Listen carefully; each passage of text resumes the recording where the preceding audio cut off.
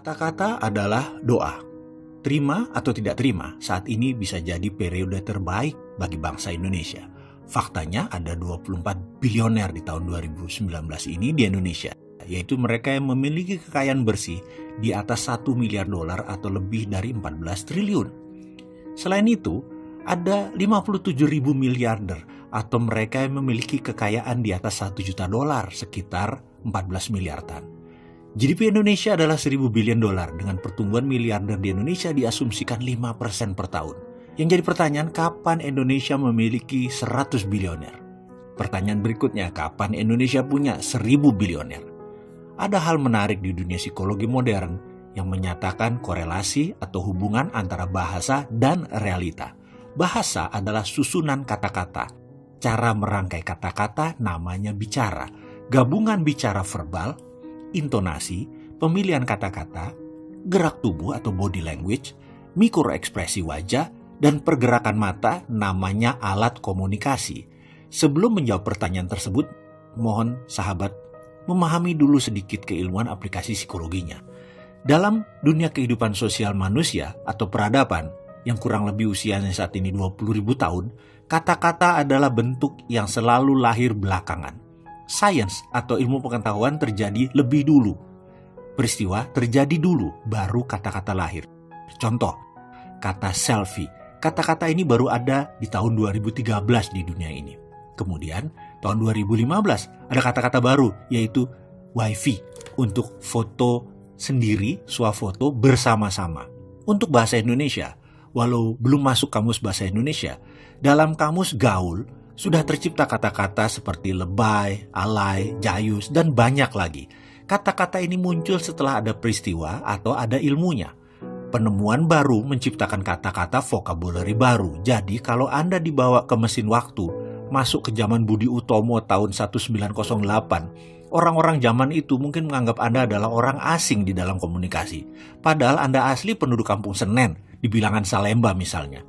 Anda mengerti mereka bicara apa, tapi belum tentu mereka mengerti Anda sedang bicara apa. Kembali ke pertanyaan tentang korelasi kata-kata dengan fakta. Jadi begini, mengapa dua bangsa besar Amerika dan Cina punya banyak bilioner? Jawabannya, ternyata dua bangsa ini memiliki nama atas istilah orang kaya atau memiliki kosakata untuk mendeskripsikan orang ultra kaya tersebut. Misalnya, dalam bahasa Indonesia, kita mengenal orang yang sejahtera, yaitu mereka yang bisa menghidupi diri sendiri. Lalu orang sentosa atau mampu menghidupkan diri sendiri plus keluarganya. Lalu orang makmur, yaitu sentosa ditambah sudah memiliki tambahan aset produktif. Lalu orang kaya, yaitu memiliki banyak aset. Setelah itu, berhenti kata-katanya alias habis, tidak ada kata-kata lagi. Inilah penyebab pikiran manusia Indonesia kebanyakan berhenti di kata kaya. Lalu meminjam istilah asing seperti konglomerat sebagai orang super kaya. Namun ini bahasa adopsi karena arti konglomerat sebenarnya bukan orang yang memiliki aji dana atau kelebihan duit, seorang yang banyak duit atau kaya raya. Tapi konglomerat adalah orang yang punya banyak jaringan bisnis. Sementara orang super kaya belum tentu harus memiliki jaringan bisnis. Dalam bahasa Cina, kita kenal kata taipan untuk orang super kaya. Dalam bahasa Inggris atau Amerika terkenal dengan istilah sugar baron untuk raja gula. Ada juga properti mogul untuk raja properti. Ada tycoon, ada bilioner, ada big whaler, ada big boy. Dan banyak istilah yang memberikan arti spesifik simbol kekayaannya dari mana. CEO top mereka pun ada istilah dengan nama The Titans, Boardroom, Chamber of Commerce, Kamar Dagang, Bisnis Kartel, dan banyak istilah bisnis ekonomi yang mengartikan kekuatan pasar dan pelakunya. Hal ini tidak ada dalam kamus bahasa Indonesia. Kita baru bisa mengadopsi karena belum ada fenomena tersebut. Namun, dalam 10 tahun terakhir, kata-kata baru akan masuk dalam tatanan bahasa Indonesia yang mengartikan ultra kaya. Super rich person, pengusaha dengan aset multimiliaran. Kalau perlu, Anda sahabat juga bisa mengusulkan nama, mengusulkan kata-kata yang akan dipakai sebagai pemahaman baku dan baru arti kata kaya tersebut. Dalam keilmuan psikologi, menyambungnya begini. Misalnya kata-kata ini ada dan dipahami oleh akal sehat semua instrumen bangsa. Contoh, super kaya kita beri nama Taipan, meniru 2 miliar manusia di bumi, meniru bahasa Cina. Percayalah, dalam waktu 10 tahun ke depan, para Taipan itu akan jauh lebih cepat kaya hadir di bangsa Indonesia karena banyak yang paham dan masuk dalam pikiran mereka. Inilah yang membuat saya berpikir tentang apa yang terjadi di bangsa Indonesia saat ini, yaitu sehubungan dengan lagu kebangsaan Indonesia, yaitu Indonesia Raya. Lagu ini diciptakan Wage Rudolf Supratman dengan 3 stanza. Bagi saya, yang beliau gubah merupakan sebuah nubuah luar biasa. Saat ini kita selalu menyanyikan stanza 1. Perhatikan syairnya. Di sini kita dapat kata-kata, Indonesia tanah tumpah darahku.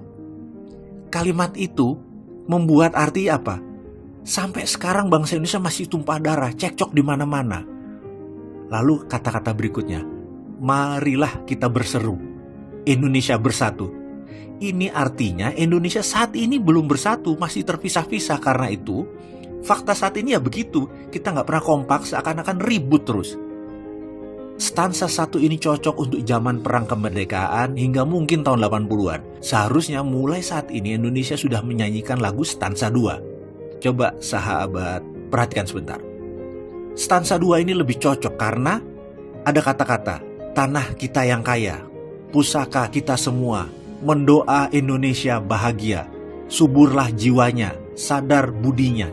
Jadi, saya sangat menyarankan kepada pemerintah untuk mengubah Indonesia Raya stansa 2. Dan suatu masa nanti Indonesia bisa masuk stansa 3. Waktunya Andalah yang menentukan. Coba perhatikan gubahan Wage Rudolf Supratman di stansa 3. Indonesia, tanah yang suci, tanah kita yang sakti. Di sana aku berdiri, menjaga ibu sejati. Indonesia, tanah berseri, tanah yang aku sayangi. Marilah kita berjanji, Indonesia abadi.